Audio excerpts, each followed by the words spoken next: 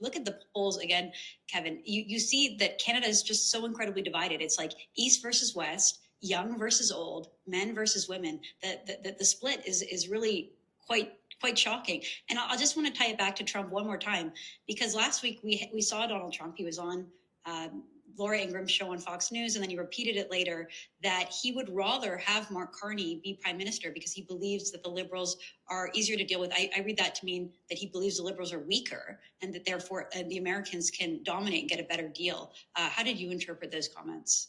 I'm sure that he actually doesn't care who wins in Canada. He's going to deal with whoever comes out on top.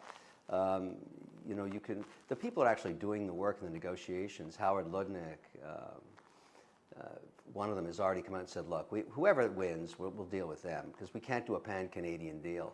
You know, Trump is just having fun throwing barbs at anybody that puts out negative social media at him. And that's been both candidates in Canada, frankly, because this divisive Rally for Canada call is very political. You're right. And does it work? My take on it all, in all the rhetoric that's occurring, is the average Canadian is not that stupid. And they understand the importance of having economic ties with the U.S. and many countries around the world. But to say that we're not going to do business with a country that traditionally for over 100 years bought 75% of our output, that's sheer stupidity. That has to be worked out. And to me, it's just a giant NAFTA 3 negotiation. And who do you want negotiating it for you? If you think Trump doesn't like Pierre, well, then you want Pierre, because he would be the stronger negotiator. But he's also conservative, so is the American government. It's not about one individual or another at the end of the day. And this is why Canadians, I think, are going to figure this out in this election. It's about the policies of the countries. Is it pro-business? Is it pro-growth? Is it pro-energy?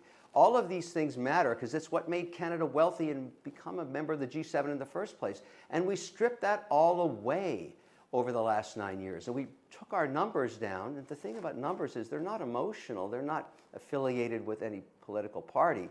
They're just numbers. And we have fallen to the bottom of the heap through poor policy. Now, do you want more of that? Because that's what it sounds like you're getting if you vote for Carney. You get more. It's just Trudeau 2.0 because he hasn't shown any interest, and maybe because he's never been a politician before, he doesn't want to take risk by sweeping the House. But remember, in the parliamentary system, same in England, the Prime Minister's role is to put the key people in place for each mandate. Now, let's just pick bringing back free land, for example, into cabinet. Can you think of one mandate she had in a decade where she wasn't a total failure, including finance minister, deputy prime minister? She's loathed in every country she negotiated in. We lost our visa status in Egypt, in India, decimated our relationship with China, a huge partner. She is one of the worst executives I've ever seen. I mean, if she was in one of my companies, I would have fired her a long time ago. And here she is back in cabinet.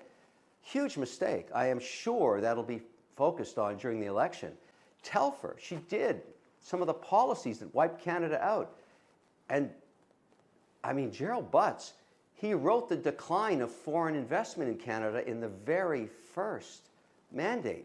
In October of 2023, the province of Alberta litigated him to the Supreme Court and won their sovereign rights back to have some control over their own resources. That's how bad it is. Now, why would any Canadian, regardless of your politics, why would any Canadian want that crew back in charge?